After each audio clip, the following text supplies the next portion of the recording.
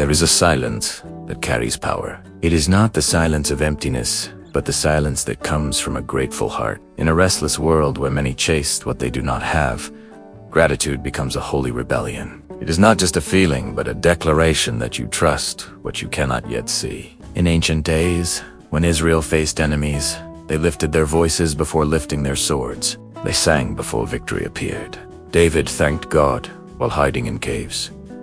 Daniel gave thanks in the lion's den. And Jesus, before multiplying bread, looked to heaven and gave thanks. Gratitude was always the key that unlocked divine favor. It opened what human strength could not. When you give thanks, even when everything feels broken, heaven begins to move. Darkness trembles before a heart that still believes. The grateful do not escape storms.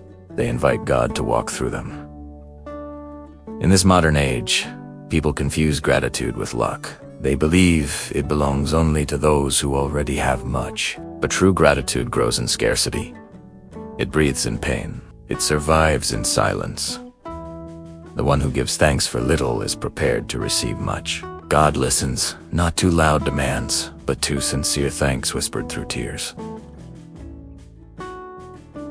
It teaches you to see blessings hidden in the ordinary, the breath in your lungs, the voice of a loved one, the chance to begin again. These are not small things. They are miracles disguised as daily life. When you learn to notice them, your world changes.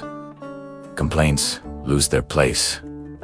Fear loses its throne. Gratitude turns ordinary days into sacred encounters with the divine. Each act of gratitude is a seed planted in spiritual ground. God, the faithful gardener, never forgets a seed. Even when you see nothing growing, He is working beneath the soil. Gratitude is a weapon the enemy cannot stand against. It confuses darkness because it turns pain into worship. The grateful heart disarms despair. It is impossible for bitterness to rule where thanksgiving lives. When your nights grow heavy, speak one word of thanks. You will feel peace return like gentle rain. Gratitude does not always change your circumstances, but it always changes you. Joseph thanked God in the prison before the throne came. Job blessed his name even when everything was taken. These were not perfect men, but they trusted a perfect God.